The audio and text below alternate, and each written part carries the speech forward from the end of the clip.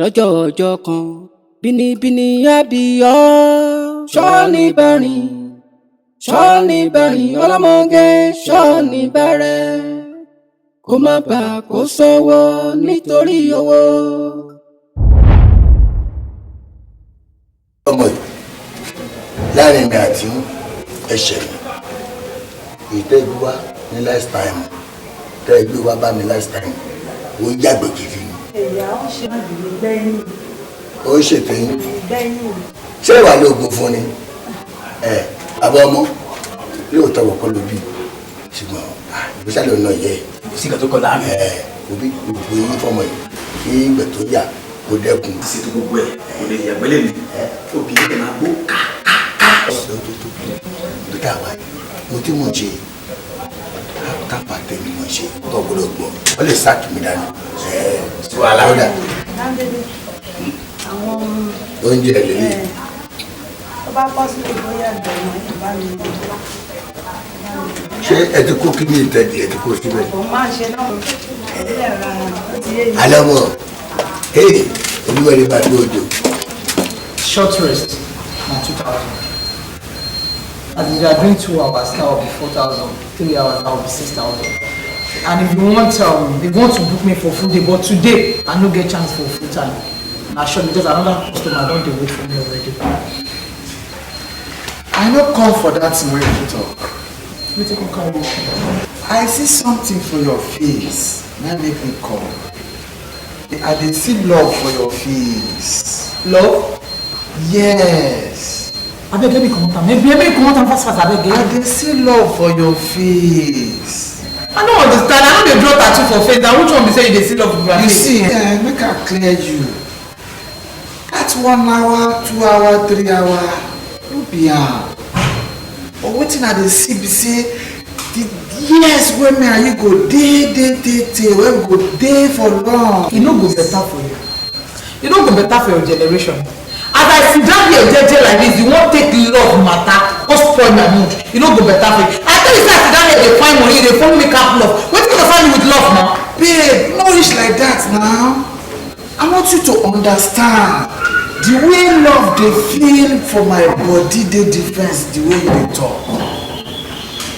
Look up, dey feel me.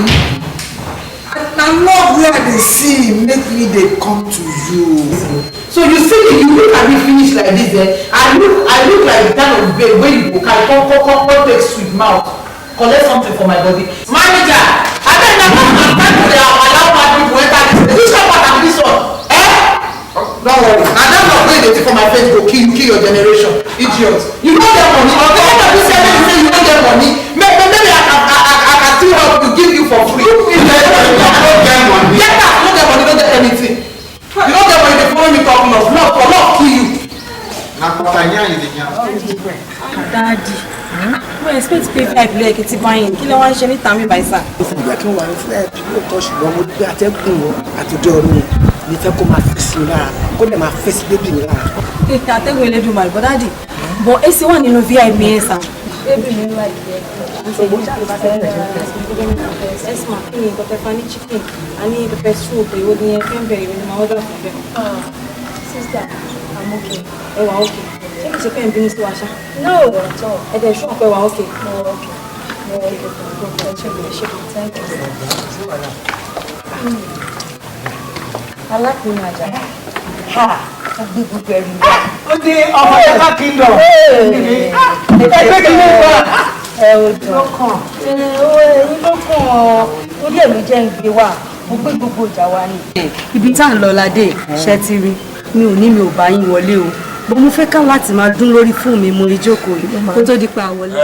wọ́n fẹ́ explain ọ̀rọ̀ fún mi ni ṣọgbọ́ òtítẹ́ rẹ̀ sí o ọlọ́run ní balẹ̀ rẹ̀ jẹ́ o ìwọ náà ọmọ aráyé jẹun o iléeṣẹ́ wo ní parun àjọ mójútó ni sì tí àdùgbà ní gbọ́ àjọ mójútó ni thank you very much. ẹ ló ń bọ̀ ní ìfẹ́ olúwa yẹ àwọn ti débi inú ìwọ ni kó bá wọn sọ̀rọ̀ kó ṣe bá ṣe fẹ́ gbogbo nǹkan tó bá ti kíkọ́ ṣe òun ni kó ṣe ibi tó bá fi wọ́n ṣọ́ ni kó ṣọ́ ẹlẹ́mọ̀sán nínú So please. No. Pátá ọ̀gbẹ̀rẹ̀ àlè kọ́ máa wo bẹ́ẹ̀ náà. A máa wo lèmi ní sọ́mọ́ ọ̀gbẹ̀rì. Tó ti yé, ọ̀gá mọ̀ mi, ìdí àyùn rẹ̀ mo gbé dàgbà. Tẹ́wọ́n gbọ́ Lion Junction. Kọ́ ṣiṣẹ́ bá ṣe fẹ́, so kí ni wọn náà lè dúró. Àwọn mọ̀ mi. No problem. Òjé mo gbé dàgbà. Má jà disturb me, okay? So go take care. We talk later. Òjé mo gbé dàgbà. Tẹ́ bá gbé ìdí àyùn rẹ̀, àwa la ní ìdí àyùn rẹ̀. Bẹ́ẹ̀ni. Okay. Oh, good baba. This is a new gate man. And ibi tó gbà wọlé, o ní láti kàn wọlé because máa wo nǹkan tí former gate man ṣe ìwà sí wọn. Just please, kàn wọlé, okay? So fún láṣọ fún the so bó ṣe máa ṣiṣẹ́. Ìgbọ́kọ̀ ọba tiẹ̀ lẹ́ni lẹ́yìn, ọ̀nà tí ó gbà wọlé ọlágbára. Ìyẹn pè fàyàwó. Táwọn ọmọ lè jí bí. Bẹ́ẹ̀ pẹ̀lú gbọ́lọ́. Good baba. Wọ́n báyàn wáṣẹ́ ni wọn kì í báyàn ṣe o. Bí ibo. Ẹgbọ́n tí mo sọ náà. Mo ní bí ibo. Ṣe rí ẹni tó kúrò ń bí báyìí. Mo mọ wàhálà tí mo ṣe lórí ẹ̀ ká tó lé kúrò ń bí. Ẹ má bójú mi jẹ o. Ṣé mo lọ bá ọwọ́ sẹ́yìn? Ó ti gbé wọn má bójú ẹ jẹ. Sójú rí ò tí ì bàjẹ́. Ìwọ tó mú gbà wá látọ̀run tó kó gbogbo wèrè sí iwájú tó sọ pé wọ́n má bójú ẹ jẹ. Sójú ò tí wá bàjẹ́ báyìí.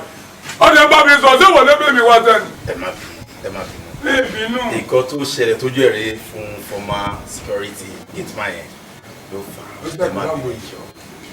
Ẹ má wọrí. Ẹ̀yin ẹ ṣáà ti ṣẹ́yìn. Bí iṣẹ́. Yes, that's Kárò ní ní. Láti bá a máa. Ọ̀gá ojú yín ni mo ti o. Just come back, okay? Bẹ́ẹ̀ni ìgbà sọ. Manager. Ọ̀gá kẹ́rì. Àmàlà ní tẹ́lẹ̀, ọbẹ̀ fún mi lọ́sọ tí mo fi mọ́ sórí rẹ̀ mi, ọ̀dà lù mí, gbogbo ẹ̀dá tí ẹ bá ti ń da nǹkan rí. Ẹ má bínú ẹjọ́. Manager, just. Mi ò sọ jẹ́ kọ̀ gbà. Ojú yín ni mo ti o. Sọmọ́bì kò kó fún mi ni. Ojú yín ni mo ti sọ o. fún wọn bó ṣe débì náà. Mi sọ fún ẹ náà. Sọmọ́bì kò kó fún So mi ni. please, just. Ní pé ọbẹ̀ ń da kò léwọ̀ mo jù ọ lọ.